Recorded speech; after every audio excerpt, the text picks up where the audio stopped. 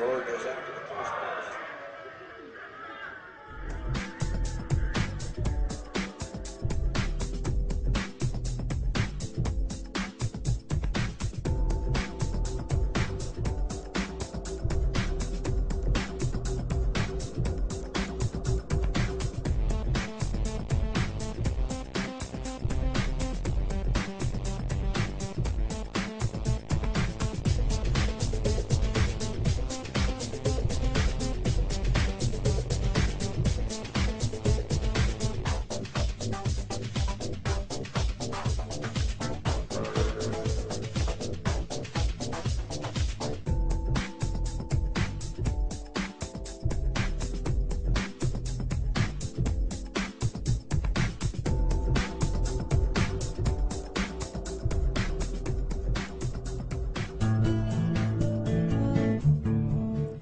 Maybe your first experience of putting money in the bank wasn't quite as heartwarming as this, but odds are, years later, you still refer to the balance showing on your bank account as being your money in the bank. But it isn't. If we have a deposit box at the bank, the valuables we put in it are still ours. We're just renting secure space to store them. In common usage, the word deposit means to set something down. But the use of the word deposit to refer to a bank account is misleading. A bank deposit is in reality a loan. What the amount in our bank account really indicates is how much money the bank owes us. It's a record of the bank's promise to pay us money, not the money we deposited itself. The difference is important. The truth is, when we hand the contents of our piggy bank to the bank teller, our money becomes the bank's money to do with as it pleases. All of the money in the bank is the bank's money. None of it is ours. That's why the bank pays us interest. We have loaned the bank our money. This may seem to be a semantic distinction. We know we can go to the bank at any time and take our money out in cash if we want to. But the distinction is not semantic, nor is it trivial. The distinction is crucial. What happens in banking affects everyone, and yet few of us know anything at all about how banking really works. The entire world economy now runs on a system of credit provided by banks, and when that credit system breaks down, everyone suffers.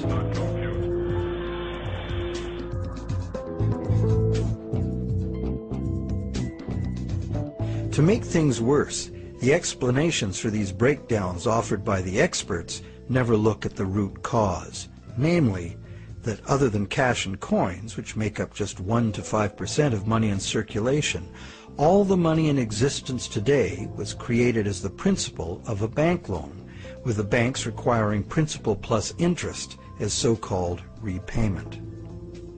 Not only does this make the existence of money entirely dependent on the existence of bank credit, it makes the system as a whole bankrupt by design, as total debits, principal plus interest, exceed total assets from the moment the first loan document is signed. As the global banking system staggers towards worldwide collapse, more and more people are realizing they can no longer ignore the realities behind banking as it is practiced today. Many have lost their homes and jobs due entirely to the unsustainable practices of moneylenders. It's time people understood money and the pressing need to fundamentally change the way it works.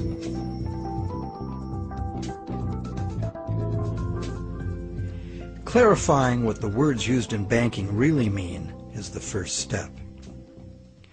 Now that we know that a deposit is, in truth, a loan to a bank, the next question is, what is a loan that we take out from a bank? When we sign for a loan, we give the bank a pledge to pay the amount of the loan plus interest. In return, the bank credits our account in the same amount as this so-called loan.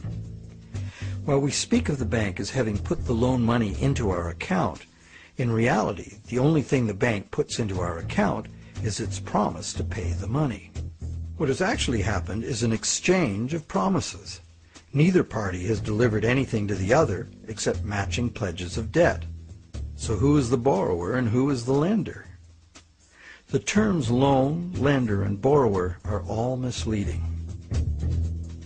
The truth is that the two parties have traded promises to pay and in the process created something called bank credit or checkbook money that can be legally spent as money.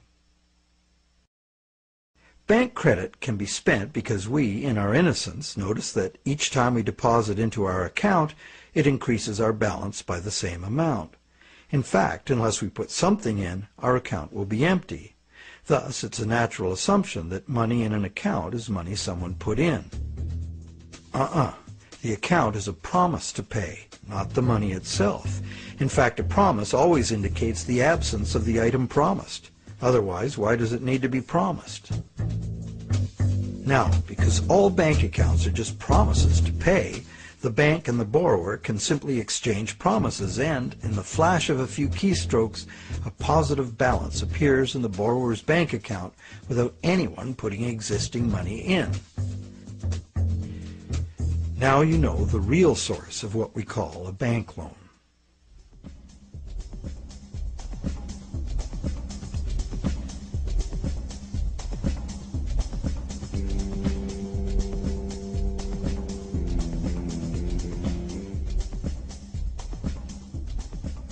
How different would it be if two parties just got together in a basement with a printing press and created new money that way? We intuitively understand the act of fraud called counterfeiting. In printing fake $100 bills, the counterfeiters also create new money out of thin air. Money gives us the ability to purchase the real goods and services of the world. It's clear that the counterfeiters have created new ability to purchase real goods and services without giving anything in exchange except a fancy piece of paper. Counterfeiters get something for nothing directly at the expense of whoever gets caught with their counterfeit money. And if the counterfeit money is not discovered, it dilutes the money supply, stealing from everyone. Counterfeiting is a serious crime, and it is easy to understand why. It's cheating on a basic social agreement, thou shalt not steal. But taking a loan from a bank also creates new purchasing power. However, instead of being considered a form of theft, it is the very basis of our monetary system.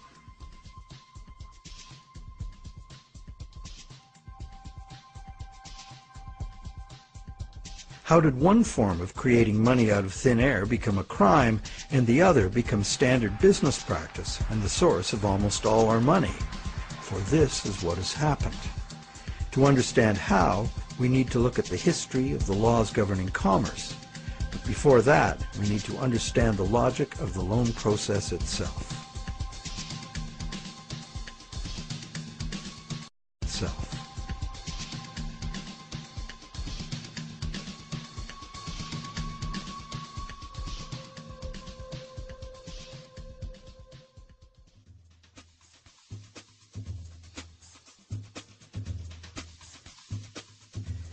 The borrower wants to purchase an item, but doesn't have the funds to do so at the present time. However, the borrower does have confidence in having sufficient funds over time to pay both the original price of the item and the interest on a loan. So he goes to a bank to arrange a loan. The borrower is capable of making a credible promise of money in the future, but otherwise at this moment he comes with empty pockets. That's why he needs the loan.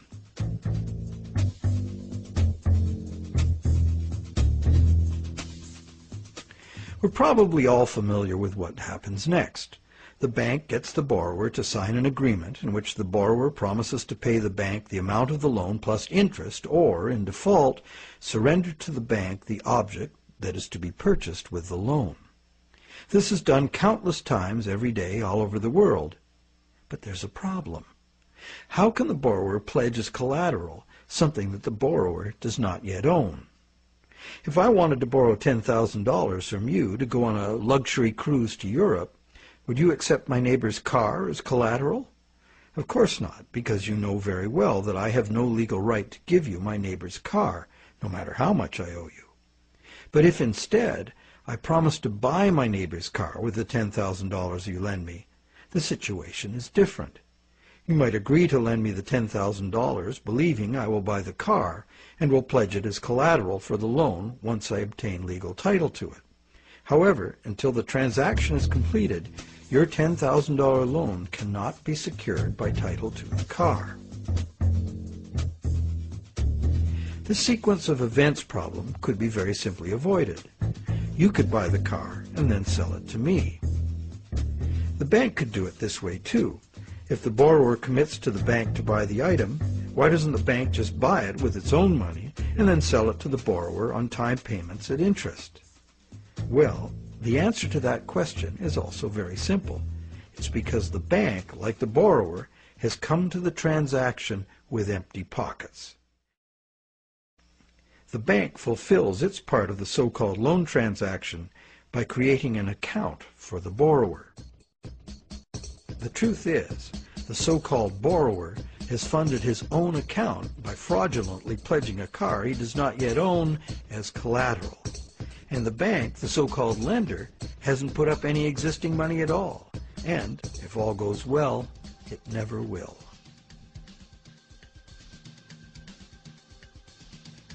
The borrower believes the new numbers in his account now represent his money in the bank. He, like the rest of us, doesn't understand the difference between existing money and a promise of money. If you can spend it, what does it matter? So now the question is, will the seller of the item accept the bank's promise to pay? While some people may hold out for cash, most will say yes to a check or an electronic funds transfer from the buyer's bank. Why? Because the seller knows from experience that she can deposit the check at her bank and it will increase her account accordingly. So what happens next?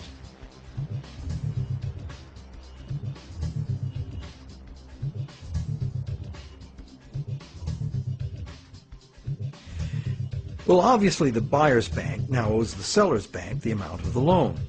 So you might be thinking, isn't this where the money comes out of deposits?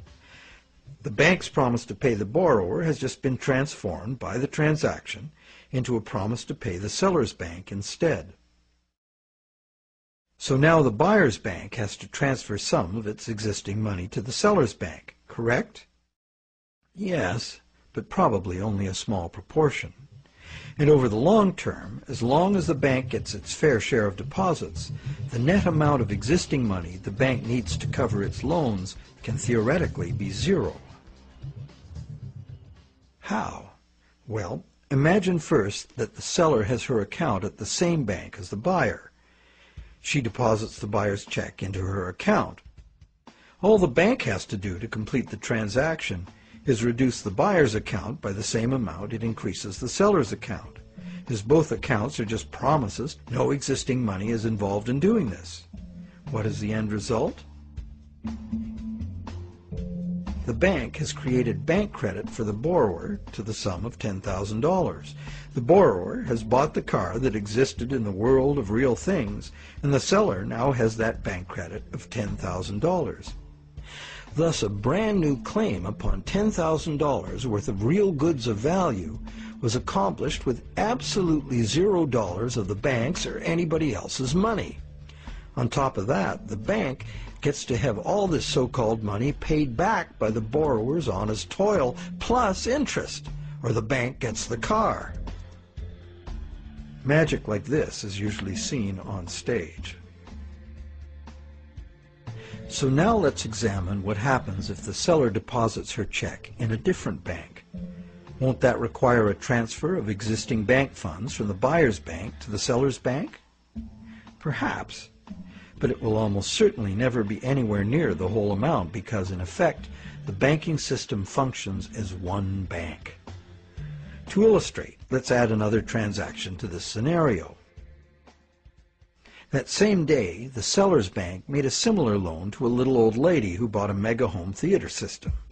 The electronics store deposited her check at their bank.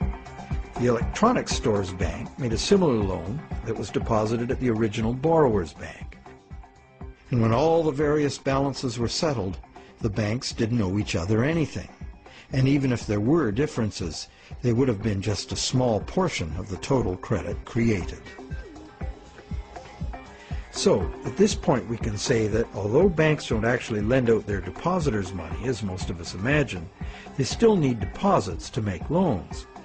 This is because banks need incoming credit from other banks to offset their own credit being deposited at those banks. As long as banks keep their outgoing credit balanced with incoming credit, they are free to make new loans and thereby keep creating brand new credit money. None of it will ever have to come out of the bank's pockets. The bank is free to invest its own funds in corporate and government bonds and whatever other instruments their charter allows. If one draws a diagram of it all, it looks like this. The interest governments and corporations pay the banks on their bonds is paid by us. We pay it as a portion of our taxes, and we pay it in the price of all the goods and services that we buy. And there is another thing passed on to us as well, and that's the risk that the bank will go broke and not be able to honor its promises to pay. Now you may wonder, how can a bank go broke if it doesn't put any money up in the first place? What have they got to lose? The answer to that question is that banks differ from counterfeiters in that the banks are legally allowed to create new money, but only by certain rules of accounting. Banks can only create money by entering a borrower's payments and collateral as an asset on the positive side of the ledger, balanced on the negative side by the loan, or what the banks call the deposit liability created by the bank. When the borrower defaults on the payments, the asset pledged as collateral is seized by the bank and sold. In a declining market, when repossession is most common, the new lower value of the asset doesn't cover the bank's liabilities, which were based on the previous higher value. This shows up as a loss on the bank's books. When foreclosures are rampant, as in a collapsing real estate market, much of the value of the bank's collateral simply evaporates as home prices drop, exposing the bank to huge losses. In truth, it's all just numbers, created out of thin air. But banks must adhere to the dictates of these numbers, and the consequences of bank arithmetic gone wrong can include economic standstill, social disintegration, total financial chaos, lawlessness, starvation, and war.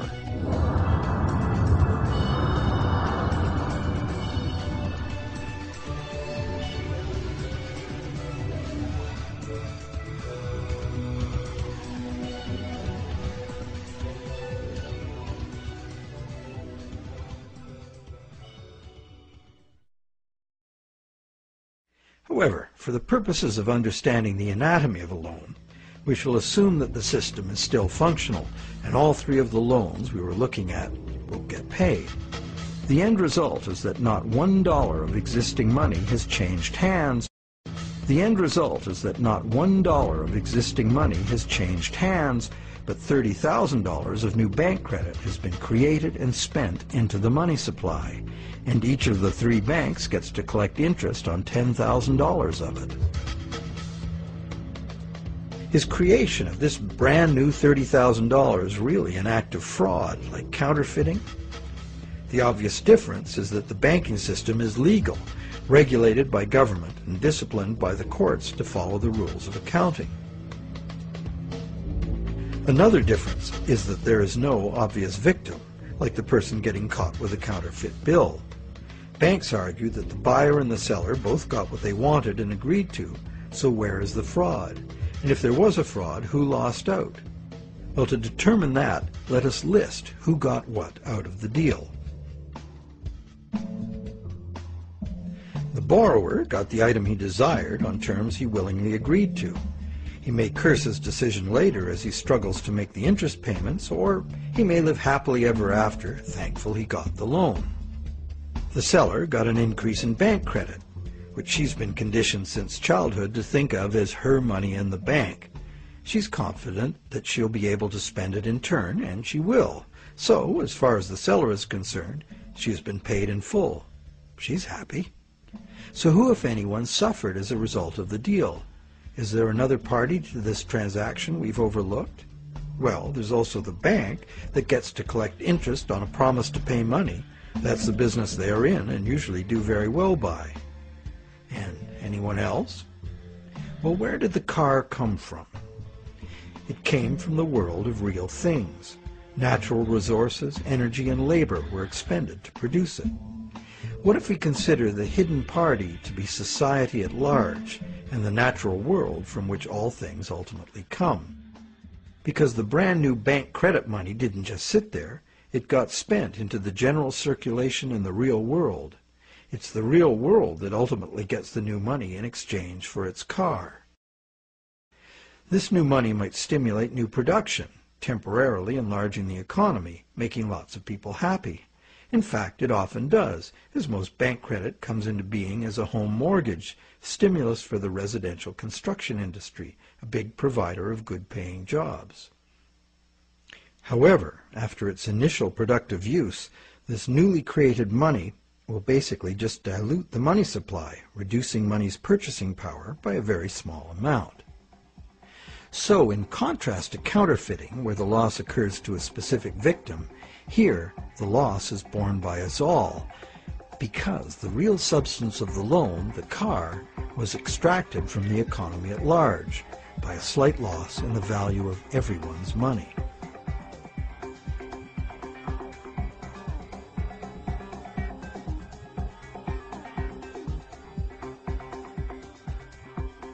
To continue our comparison of bank credit with counterfeiting, counterfeit cash eventually gets detected and removed from circulation, causing a direct loss to whoever accepted it. There is, of course, no guarantee of how much will be detected, nor any prescribed schedule for its removal.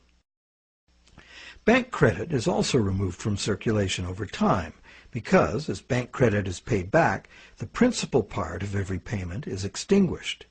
Now remember that almost all the money in existence today is bank credit.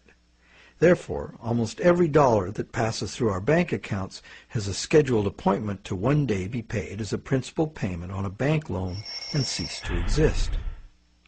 On top of the principal are the interest payments, which will become bank income, much of which will be recycled into the economy as interest to depositors and other bank expenses.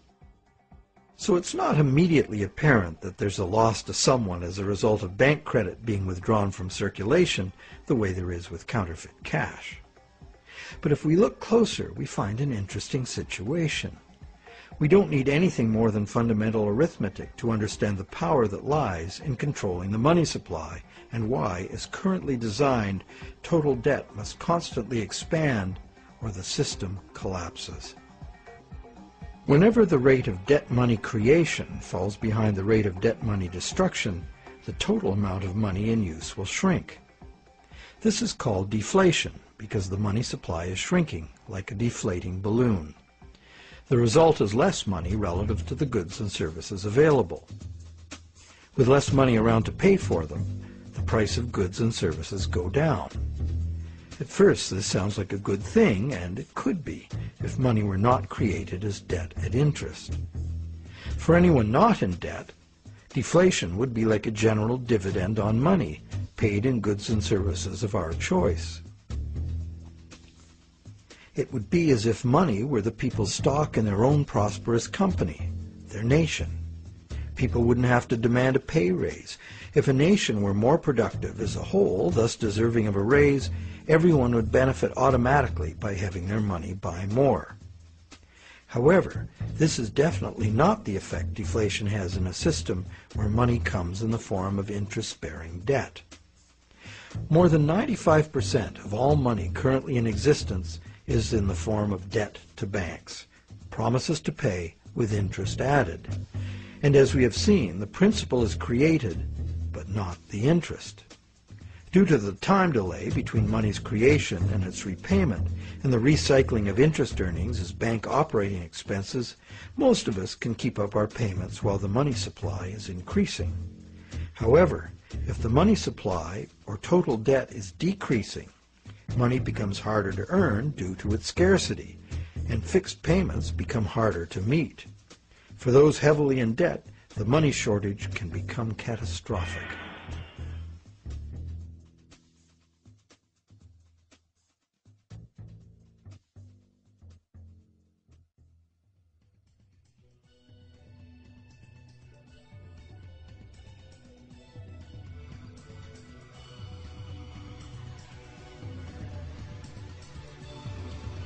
Unfortunately, the psychological effects of falling wages and prices rapidly accelerate the process, as borrowers, including large businesses, lose confidence in being able to repay loans, so that they don't sign up for any.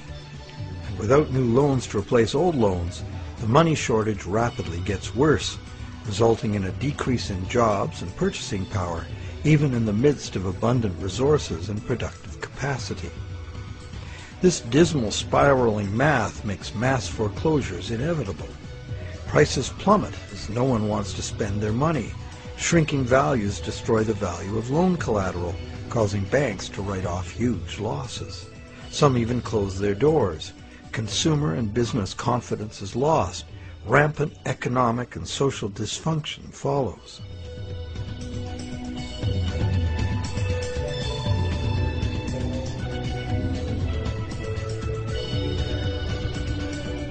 This disastrous spiral cannot be turned around unless the government creates new money itself or goes deeply in debt to private banks in order to create enough new money to reorganize and rejuvenate the economy. The most familiar example of this is the stock market crash of 1929. The psychological fallout of the stock market collapse resulted in less borrowing and thus less new money. The Federal Reserve did nothing to correct the resultant deflation, and by 1932 the money supply had been reduced by a third. Countless people were evicted from their homes because the money to make their mortgage payments simply ceased to exist. Then, in 1932, Franklin Roosevelt became the U.S. president. Roosevelt's New Deal set out to restore the economy by restoring the money supply. To counter the money shortage, Roosevelt borrowed from the private banking system. Factories started hiring again. But only when the war arrived, there was suddenly no shortage of jobs or funds available to do what was necessary for the war effort. It was the money expended on World War II that ended the Great Depression. The war also resulted in 50 million deaths worldwide and led to a new hostile international balance of power with its attendant arms races, mounting debts, and sweeping social and technological transformations.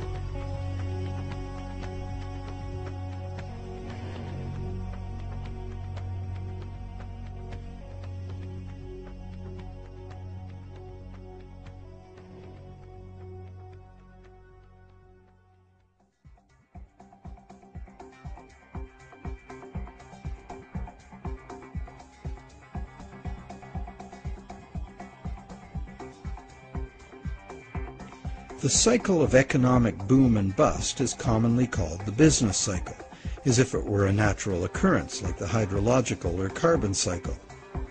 These natural cycles are ultimately driven by the sun. But what is it that drives the business cycle? One answer is the supply of money. And, as we have seen, the supply of money is dependent on loans.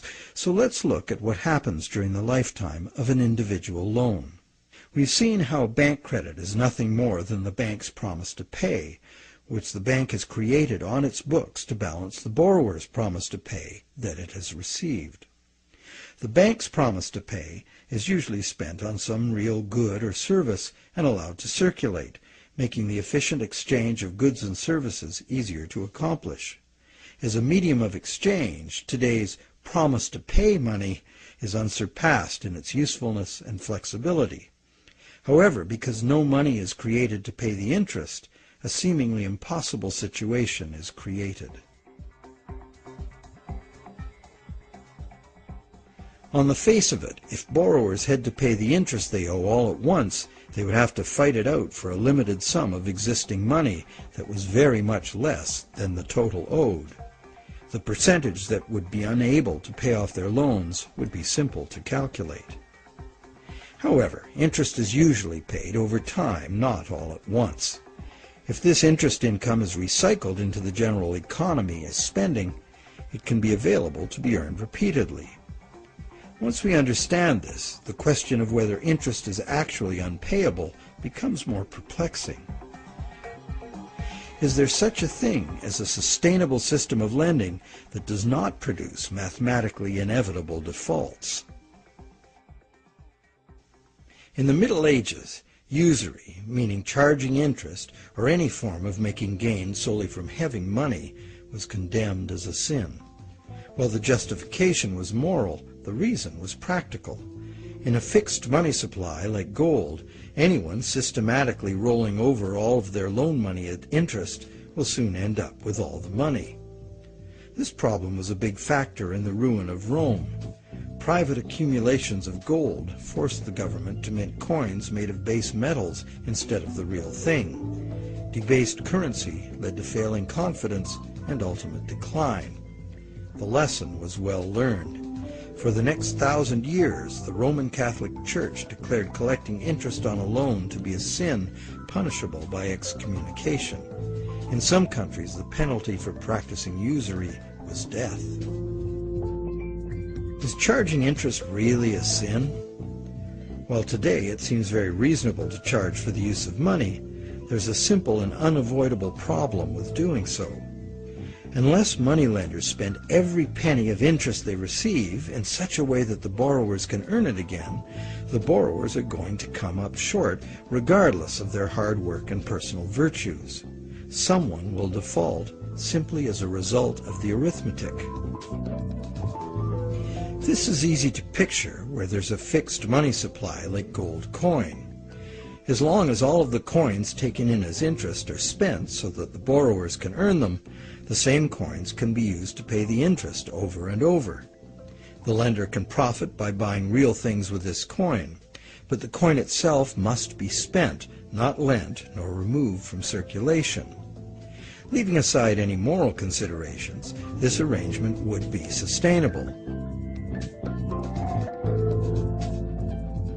However, if the interest coins are re-lent at interest or removed from circulation by hoarding, there will be an inherent shortage of coins with which to pay off the aggregate debt.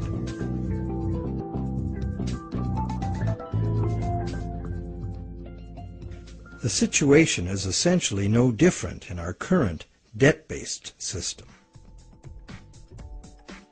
As we have seen, nowadays virtually every dollar comes into existence as debt, with a scheduled appointment to be extinguished as a principal payment on the loan that created it.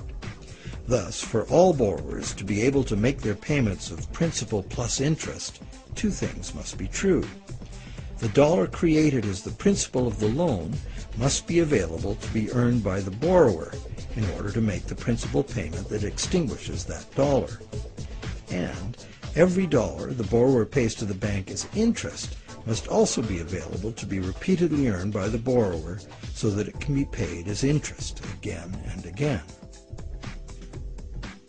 There is a common theory, undoubtedly popular with lenders, that because the banks spend their interest earnings as operating expenses, interest to depositors, and shareholders' dividends, there is in fact enough money released back into the community to make all payments. However, like the idea of absolute shortage, this is an oversimplification. Picture what happens if someone else, such as you or I or an institutional non-bank lender, obtains this dollar and then lends it out at interest. Well, now that same dollar is simultaneously owed to two lenders and has two simultaneous interest charges attached to it. In addition, if this dollar is loaned, repaid, and reloaned by the secondary lender, it is not available to pay off the principal of the loan that created it, except as another loan. So, can we borrow from Peter to pay Paul and borrow from Paul to pay Peter? This gets interesting. We can. However, each time money is borrowed, there's an interest charge added that also must be paid. If all added interest charges can be earned, all payments can be made. On this basis, many economists and defenders of the current system claim there can never be a shortage of money and all payments can be made. But this seems to be a false assurance. For instance, if secondary lenders capture some of the money needed to retire the loan that created that money, the original loan can never be retired. The deficiency will have to be borrowed over and over forever, each time at interest. Each deficiency will be cumulative, adding to an ever-building total of debt that can never be paid off.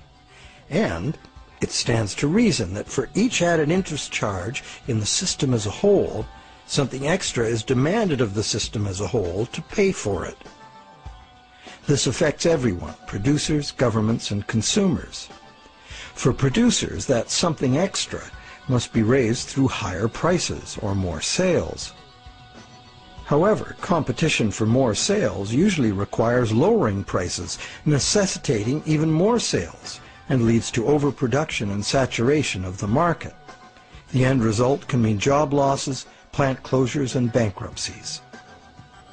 For governments, that something extra is raised by increasing taxes. But increasing taxes drains money from the productive economy, resulting in a reduction in the collective ability to pay taxes, which then necessitates increased government borrowing and additional interest charges. For consumers, something extra can mean getting an additional job, or borrowing to pay past debts, or paying off debt over longer periods of time.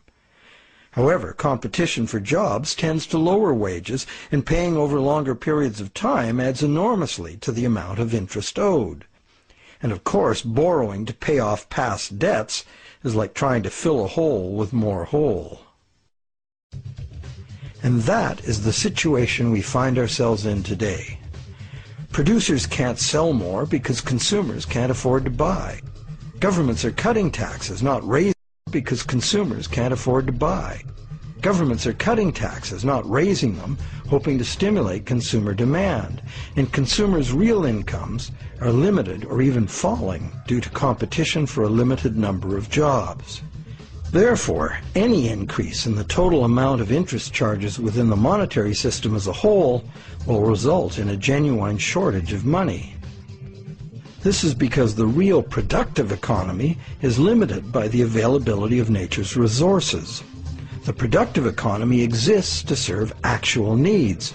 It simply cannot keep pace with the demands of the artificial financial economy, which has an unlimited appetite for profit, and which operates with no regard for the natural limitations of the real world.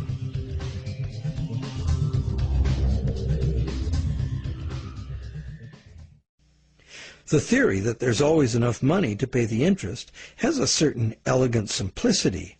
However, by the very nature of the assertion to be true, it has to be 100% true. This is impossible. For one thing, secondary lenders, who are not banks, do comprise a significant proportion of lenders, and they add their interest charges to money that already bears an interest burden. Beyond that, we have a cultural expectation. Everyone who has money expects it to generate more. Money that needs to be spent and made available to be earned by its original borrower is, instead, lent at interest or invested for gain. Therefore, we can conclude that the two conditions that must be true for all borrowers to be able to make their payments of principal plus interest and thus permanently discharge their debt, those conditions are not met by the current system. Nowhere in the current system is there any restriction on relending money that was created as a loan, nor is there any obligation upon banks to make their profits from interest available to be earned by borrowers, enabling them to extinguish their debts. Quite the opposite. Banks invest these profits to make further profits. And it's not just the banks that cause the problem. Anyone who takes their ball of money and starts rolling it like a snowball to make it bigger does so at the expense of borrowers who will not find that money available to pay their debts, except as more debt. And of course, those rolling the biggest snowballs pick up the most snow. As the saying goes, the rich get richer and the poor get poorer. Money needed by borrowers in the lower realms of workaday productive economics moves upstairs to play in the casino world of abstract financial profit, and that's a world where transactions are little more than gambling on numbers in an effort to achieve higher numbers. They have little or nothing to do with providing the necessities of life.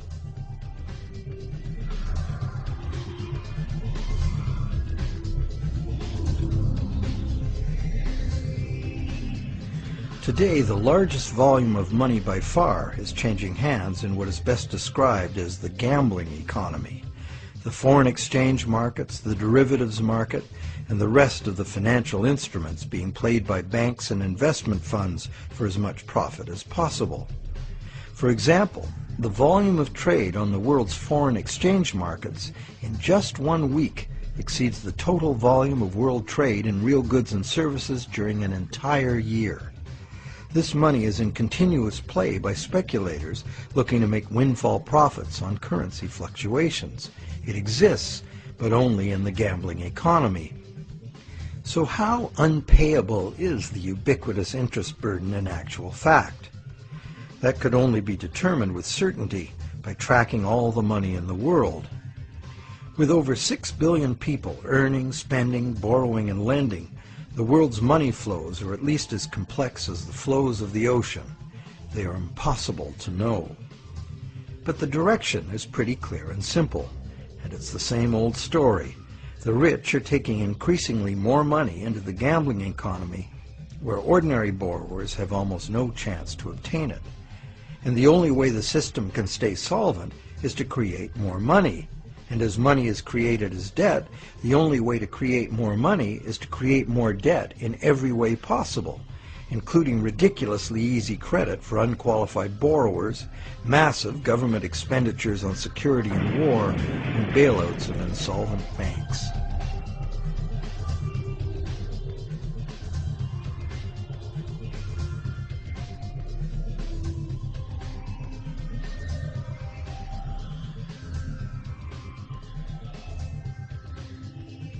How does the individual loan cycle relate to the boom and bust phenomenon known as the business cycle? The individual loan cycle can be described like this. First, there is economic stimulation because of initial spending. This is followed by inflation because new money basically just dilutes the money supply. And eventually, inflation is followed by deflation as loan repayments gradually extinguish the principal, removing that money from circulation. As long as the individual loan cycles don't match up, these cycles can smooth each other out. This creates a fairly stable money supply that leads to fairly stable prices, although continuous growth of the money supply is required, at least in part because, as you will recall, the money to cover the interest was never created. This is the model on which our economy is currently based. Avoiding deflationary spirals and keeping inflation at a level that doesn't upset people's apple carts constitutes the art of managing the economy, which is rather narrowly defined as achieving so-called price stability. However, a look at the purchasing power of the US dollar in real goods over the last century instantly reveals what this so-called price stability has really meant. The dollar has clearly lost almost all of its value, 96%, and is continuing to do so at a rapid pace. So price stability is not being achieved, and one hardly needs a degree in psychology to understand how human nature itself would turn the individual loan cycle into the collective phenomenon of the business cycle. The simple reason being that if one person sees great prospects and is doing well borrowing and expanding, others would have the confidence to do the same. Beyond the merely psychological effects, if one business is expanding on the basis of credit, its suppliers and distributors will find it necessary to do so as well, or lose that business to someone who will. The same herd effect would occur for a gloomy outlook and accompanying credit contraction. Thus, it is entirely predictable that individual loan cycles would have a built-in propensity to line themselves up rather than be randomly distributed. And when they do, we see the larger scale cycle called the business cycle emerging directly from the cumulative effects of individual loan cycles. So, to sum up, one could say that out of the exchange of promises made by the bank and the borrower, society gets chronic inflation and a dependency on banks for increasing infusions of money to pay ultimately impossible interest payments. This results in an inescapable treadmill of accelerating debt and depreciating money, the only alternative being a deflationary collapse of the economy followed by social chaos or war. This eminently unhealthy situation filters down through society, wreaking harm on every level. We are like addicts, but the fix is not more and more heroin, it's more and more credit money. And eventually, our collective ability to borrow and repay so much credit becomes exhausted. This then creates the need for constant expansion of credit into new markets, in essence creating a fiscal imperative to drive everyone in the world further and further into debt forever. In the United States, this constant debt expansion has led to a total credit market debt in 2008 of more than $53 trillion, which is about 5 times the total annual income of the entire country. So is the world at large happy about its end of the loan transaction? Probably not. But the world at large has very little awareness of where these problems originate, the elusive system of counterfeiting and hidden control that is modern banking. And how about the banks? How have the banks fared as a result of this system? Well, first, by putting up only a small fraction of the money they ostensibly lend, the banks have obtained a river of income from interest payments on consumer loans and mortgages. Second, by using their credit powers to acquire large portfolios of corporate and government bonds, banks collectively appropriate control over government and industry. And thirdly, due to the inevitable defaults and foreclosures, control over government and industry. And thirdly, due to the inevitable defaults and foreclosures, the banks gain legal title to a lot of real property the world over. And finally, if the worst happens, if borrowers default en masse, causing the banks large losses, the government is forced to rescue the banks with multi-billion-dollar bailouts to save the financial system. And what are these bailouts financed with? You guessed it, more taxpayer debt. It is really quite an achievement to pull this off, and without most of the victims even being aware of it. If you're now thinking there ought to be a law, well, there is. There's a whole body of law that makes all of this legal. So how did a system like this ever become the law? To answer that, we go back to England in the mid-17th century.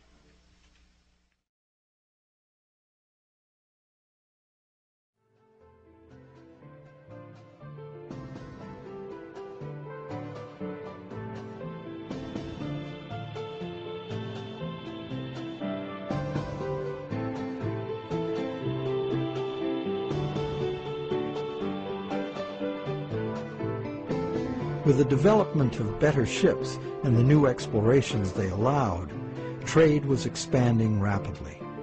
In order to carry out commerce, especially over great distances and lengths of time, written contracts were becoming more and more important and more sophisticated.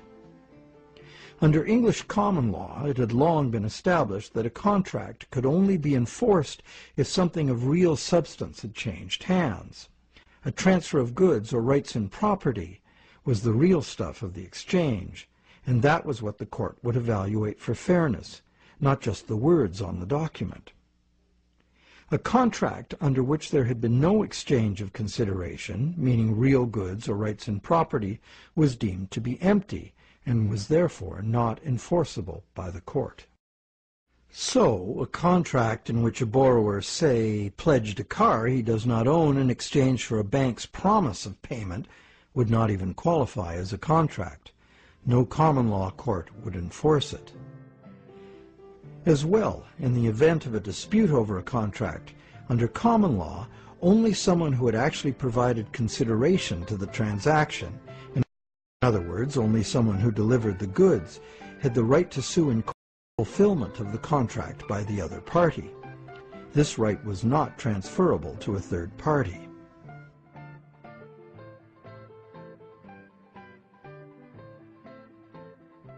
When early traders went off personally on expeditions with trade goods, they bought those goods at home with their local currency and would sell them for foreign currency in the distant destination.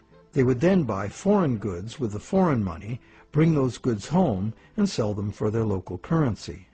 Pretty simple. But as trade became more sophisticated, traders became more inclined to stay home and just hire ships to carry out deliveries. This gave traders the freedom to import cargoes of foreign goods from different sources than the destination to which their home goods had been exported. Thus, a problem was created. The exported goods had been paid for with foreign coin, the value of which needed to be spent somewhere else. Moving money as coins entailed a high risk of theft, as well as the near certainty of partial loss by currency conversion in a different land. This problem of payments from a distance was overcome by the use of bills of exchange. A bill of exchange was a signed order from the payer to an addressee demanding that the addressee pay a certain specified sum of money to the person identified as the payee. These were secured by signature, and they could not be acted upon in court by anyone other than the original parties. Thus they were of no use to a thief or any other third party. You probably recognize that these were the precursors of checks. I, the payer, instruct the bank, the addressee, to pay the payee, a person named on the check, a certain sum of money. This was all well and good for transactions among parties who were known to each other. The bill of exchange was used merely as a way to order payment in coin at a distant location. But merchants soon wanted more flexibility. They wanted to be able to use bills of exchange to reconcile payments amongst many merchants in many locations, using bills of exchange like money itself. For this to work, bills of exchange had to be assignable to and enforceable by third parties. As we shall see, this was the moment in legal history that gave sanction to the banking system we have today. A third party, who might have honestly purchased a bill of exchange several steps removed from the original exchange, could not be expected, nor would he have the right, to show up in a common law court and defend the validity of the contract and collect on it. This made third-party bills of exchange an unacceptable risk. So, in order to be able to use bills of exchange as a convenient and guaranteed third-party payment system, essentially equivalent to money, the common law practice had to be set aside regarding bills of exchange. In England, by a series of legal decisions from 1664 to 1699, this problem for commerce was remedied by making bills of exchange enforceable by third parties. If a third party had purchased a bill for valuable consideration and in good faith, having no apparent reason to suspect fraud or some deficiency in the right of the seller to sell it, then the bill automatically became good and enforceable by the court against the signer. What did this change mean? It meant, essentially, that any bill of exchange would be considered legitimate once it was sold. Bills of exchange and all other subsequent types of signed promises to pay, with the notable exception of checks, became transferable and enforceable in court, just what the merchants wanted. Now debt contracts could be sold like things, and transacting business would be a whole lot easier. Not only that, it opened up a whole new market for profit seekers, trading in bills of exchange themselves. The marketing of debt was born.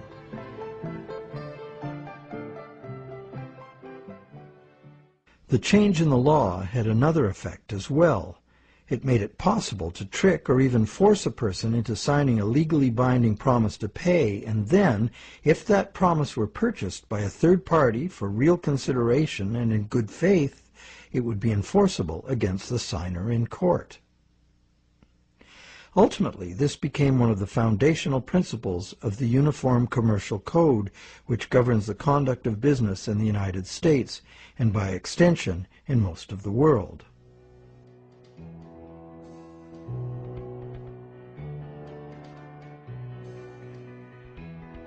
Think about it. If we buy a stolen laptop from a guy on the street, we're guilty of receiving stolen goods, a criminal offense. Doesn't matter if we paid honest money and were unaware the goods were stolen. The court will restore the goods to the rightful owner. We, as purchasers, innocent or not, lose our money and may even be charged with a crime. But if we buy a loan contract from a banker and give him real value for it in good faith, it doesn't matter that the loan contract may have come into existence under false pretenses. Whoever signed it is required by commercial contract law to pay up, and the courts will enforce the obligation. Today, debt contracts come in a myriad of forms, including and especially loans and mortgages. It's significant to note that just as these common law restrictions were being removed, the brand new Bank of England was being established. The first bank state authorized to create money out of thin air. The new laws fit in perfectly, making the new bank's empty contracts enforceable against the so-called borrower.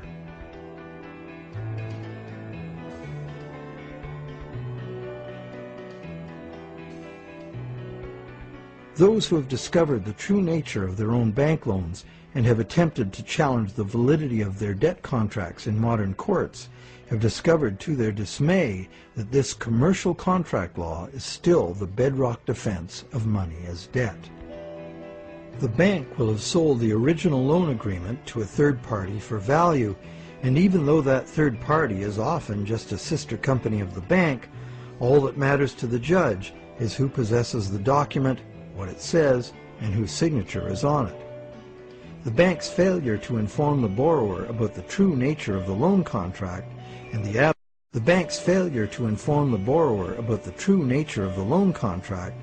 the absence of any actual money loaned on the bank's part is not relevant.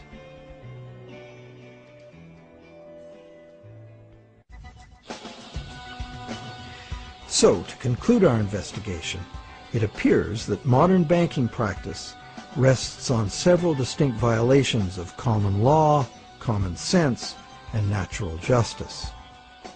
The first violation is the fraud the borrower commits by pledging as collateral property the borrower does not yet own. And the bank is complicit, as it knowingly accepts the fraudulent pledge as backing for the credit it creates. The second violation is the failure of the bank to disclose the true nature of the contract. The bank calls it a loan, leading the borrower to believe that he or she is receiving a loan of existing money. But the bank knows full well it has provided only a brand new promise to pay, simply typed in on a computer screen. A promise that the bank knows it will probably never have to fulfill. Thirdly, the loan agreement should be invalid, because impossible contracts are legally invalid. The bank is creating an impossible contract because the conditions required to guarantee that the borrowers have the opportunity to pay off the principal plus interest are not met. Unless the system enforces 100% recycling of both principal and interest, which it emphatically does not, some borrowers are going to default and lose their collateral simply due to the systemic shortage of money. The fourth violation is the violation of natural law by the law of contracts, which confers automatic legitimacy of title on any contract if the contract is sold to a third party for valuable consideration. This violates the principle that one cannot give better title to something than one has. But perhaps the biggest fraud of all is that most of the people who produce the real wealth of the world are in debt and at risk of losing everything they have worked for to bankers who fabricate money out of mere promises to pay. And where does this leave us? We are hostages in an economy that must grow faster and faster to keep up with an ever-growing money supply, where the entire system collapses in ruin.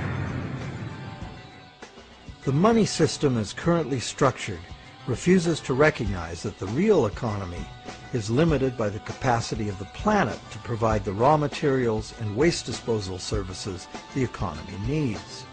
The planet is finite, and therefore it should be obvious that the economy cannot grow at an accelerating pace forever. Our current money system runs like the bus in the movie Speed. It could not slow down, or the bomb planted on the bus would go off. And our situation is even worse, because the rate of debt creation must forever accelerate, or the entire economy crashes. The notion that infinite, perpetually accelerating growth is possible is the great fallacy of modern economics. It is a fatal delusion born of greed. An economic, social, and environmental crash of unprecedented proportion is surely inevitable, and this monetary system is utterly and hopelessly incapable of adapting to it. No wonder monetary reformers around the world insist that the entire monetary system needs to be rebuilt from the ground up.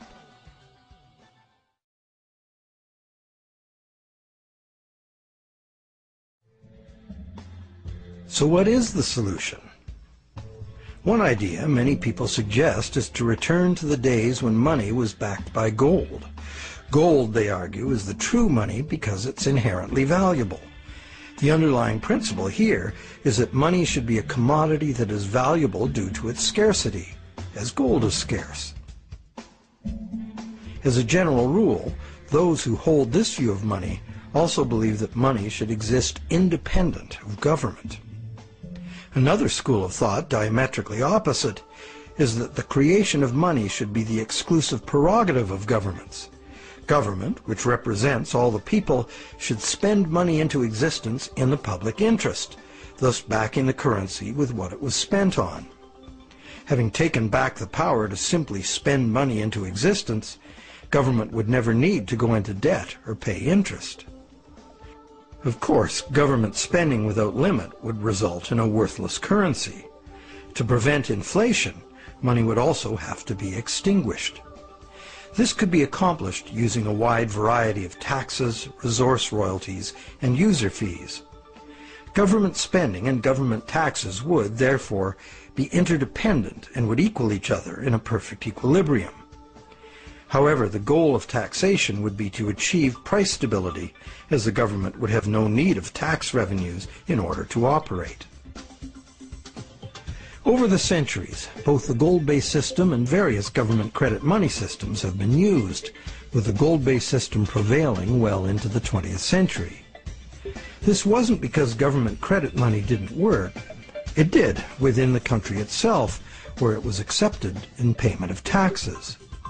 But until the invention of modern currency exchanges, international trade had to be carried out in gold. In addition, gold has had an almost supernatural fascination for humans for a very long time. We've been conditioned for millennia to think of money in terms of portable inherent wealth, as in gold coins. However, this is not the only way to think of money, nor in the era of runaway debt money is it any longer accurate. Money is, at its root, an idea that humans invented in order to turn simple subsistence into complex civilization. It's the development of money that made possible specialization of labor and the indirect exchange of goods and services. Throughout money's evolution, From direct barter to standard trade goods, and on to standard coins, to paper promises of precious metal, to digital promises of paper cash, and now to digital promises to pay digital promises. Throughout this long evolution, the prevailing idea has always been to achieve greater flexibility by using convenient and secure promises to pay instead of money itself. The problem with promise to pay money has always been that it provides a golden opportunity to cheat, to create more promises than there is real stuff to back those promises up. But is there a way to make the exchange of actual money just as convenient and secure as the promise to pay system? Now there is. Digital money, convenient and secure, is now a possibility because of new encryption technologies. It works like this. Imagine taking the serial number off a dollar bill and dispensing with the paper. What do you have? A digital dollar. A digital dollar that can now be electronically transferred around the world just as easily and securely as a promise to pay dollar. However, and this is the big however, the digital money, while being entirely electronic, is also like a metal coin. It can never be in two places at once. Thus, the multiplication of promises can be prevented by insisting on actual payment in cash, paper or digital. We don't even need to keep this digital cash in a bank, as it provides its own safekeeping and can be transferred by internet. And instantly transferable digital money could perform intelligent functions far beyond anything money has been capable of before. For instance, with simple math programmed in, money could be made to calculate its own value, eliminating human speculation, manipulation, and error. Wouldn't that be something? In the meantime, efforts are already underway to reform the monetary system through legislation. Initiatives like the Monetary Reform Act and the American Monetary Institute's Monetary Act have already been written, prescribing in detail how to return the power to create money exclusively to government, and thus limit banks to lending existing money, just the way most people imagine it works now. While differing in detail, all such reform proposals in whatever country they originate always advance the same simple idea. The benefits of money creation belong to the public. At present, money is created not for the benefit of society, but for the